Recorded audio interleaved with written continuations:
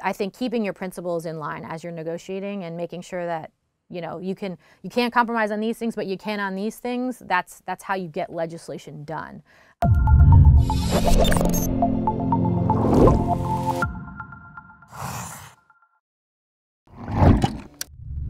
Hey, I'm Rick Hess, Director of Education Policy Studies at the American Enterprise Institute. Great to have you with us today. Got the privilege of being joined by my good friend and colleague, Lindsay Fryer, Vice President at the Penn Hill Group, former K-12 lead for Senator Lamar Alexander, who was point for Senator Alexander as 2 years ago when the U.S. Congress passed the Every Student Succeeds Act, the way overdue reauthorization of the No Child Left Behind Act. Lindsay, first question. For folks who kind of follow these things but don't know the ins and outs, what is the Every Student Succeeds Act and how big a deal is it? So the Every Student Succeeds Act reauthorized the Elementary and Secondary Education Act, which is the chief education K-12 law governing education in this country.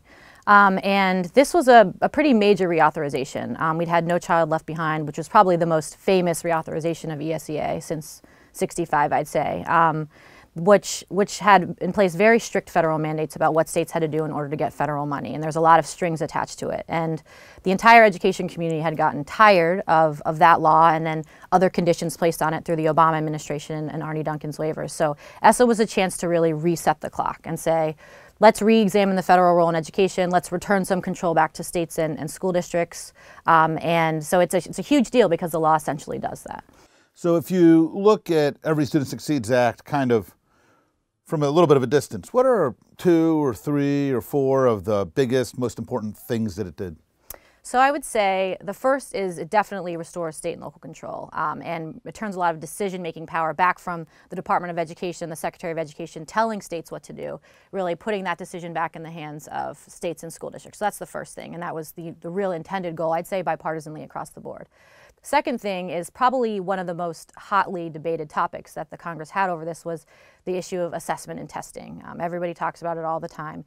And under No Child Left Behind, you basically had the federal test say, or the test saying, this is the one point in time to show whether or not your school is failing or succeeding. The test mattered so much. And what ESSA does is saying the tests are still important. It's still important to know how students are achieving, but it shouldn't be the be-all, end-all as to if your school is succeeding or failing. So ESSA really said, we'll keep the test, but we'll return control about the decisions of the results of those tests to states and districts. And it's your decision to figure out what to do with them and how to use them as a barometer to judge whether or not your school is succeeding or failing. And that was one of the main things that ESSA addressed, really figuring out how to rebalance the focus on tests. And then lastly, I'd say is we'd seen a lot of secretary creep in terms of interfering in state and local decision making, and the law puts in place very strict prohibitions on the secretary to say these are the things you can and cannot add to state and local plans, state and local decision making, and really to keep him or her away from decisions that were meant to be state and local. So what's an example of that when you say prohibitions on the secretary? Yeah. So I think the biggest one is states have a lot of flexibility in what indicators to choose in their accountability system. There's some parameters and guardrails around that, but there's a lot of leeway to say, what do you want to do to again, determine whether your school is succeeding or failing? How do you want to weigh certain things together to judge your schools? And one of the prohibitions says the secretary cannot force you to say, it has to be school climate, it has to be bullying that you have to include in there. You can figure out what you want, what you as a state want to include, and then how to weigh all those indicators together to look at your schools across the gambit.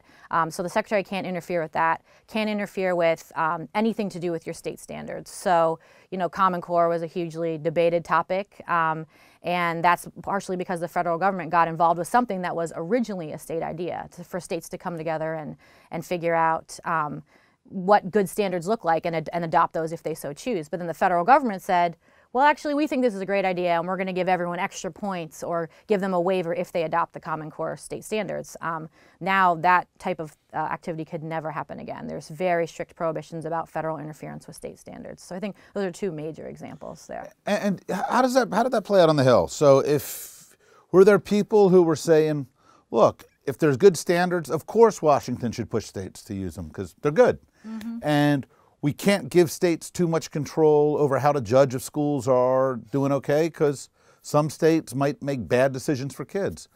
Like, were there people saying that? And how did you negotiate to where ESSA wound up? So definitely, I'd say this general framing of accountability was the most hotly debated topic during reauthorization, and standards fit within that frame.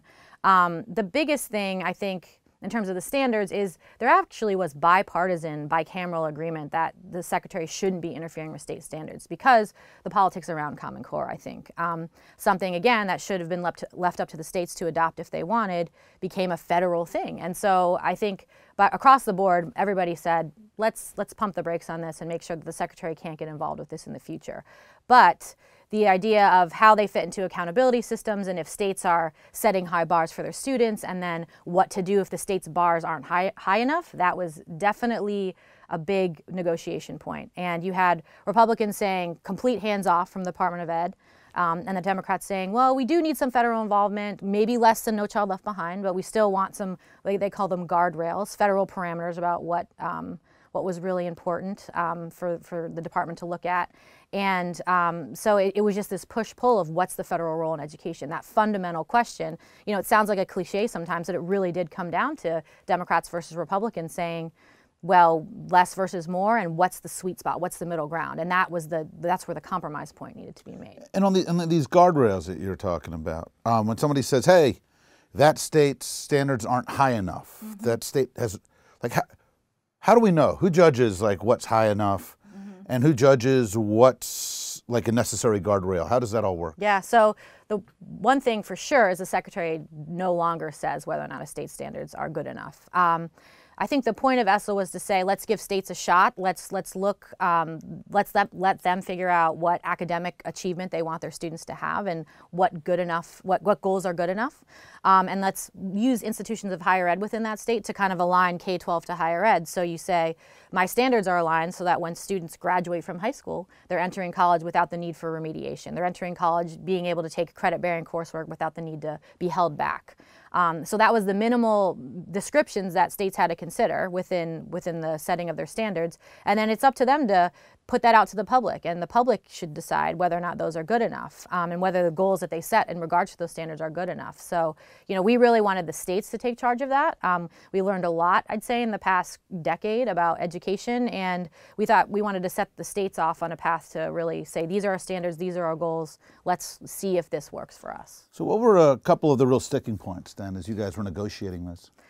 I would say, again, back to this idea of accountability. You know, how many indicators needed to be in the accountability system? So, you know, No Child Left Behind just had tests and graduation rates. So we wanted to add stuff around English language learner proficiency, being that the population of the U.S. has changed significantly. And the we here is? We being, I'd say, Congress and generally speaking. So Republicans and Democrats, both sides of the Capitol, Senate and House.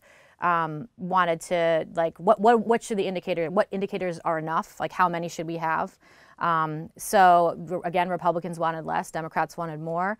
This idea of things that haven't been measured before, like school quality, school climate, or bullying or social and emotional learning. There's a lot of interest around that, especially from the Democrats, I would say. Should those be included in a more high-stakes accountability system? That was a huge sticking point. And the agreement was, well, let's let the states decide. They can include those measures if they want, but we're not going to tell them to do that. I'd say the weighting of indicators, academics versus non-academics, if we were going to allow some non-academic measures in there, what the weights of those would be, that was a huge sticking point because a lot of my Democratic colleagues really wanted the academics to be the be-all, end-all, and place a high focus and prescription on what the weights needed to be. And then, again, the Republicans are more like, let's let the states figure out how to get the conglomeration of these indicators together to determine whether our schools are successful. So, and how did that come out? So I think we came to pretty interesting ground there. We said all academic measures have to be significant in the accountability system in terms of they're giving significant weight. And in the aggregate, all of them together, all the academic indicators together, have to weigh more than any non-academic indicators. But the states decide what the weights are, and there's a prohibition on the back end to make sure the Secretary can't interfere with those weights. And when you say academic indicators, what are those? So graduation rate, math and reading test scores, English language proficiency, those are the academic indicators I'm talking about. Student growth as well. And those have to be more than half More than of half. how schools are graded. Each of them individually has to be significant, which the state decides what that means, and then in the aggregate more than non-academics. And in the negotiation, how much of an issue was school choice, was charter schooling, that kind of stuff? Pretty significant. I mean, Senator Alexander and Chairman Klein at the time, school choice was important to them. Senator Alexander often said, if he had his druthers and he was writing his own education law, he'd make everything a voucher and have the voucher follow the child to the school they attend, public or private. So, that was a debated issue in the Senate. The amendment failed that he offered.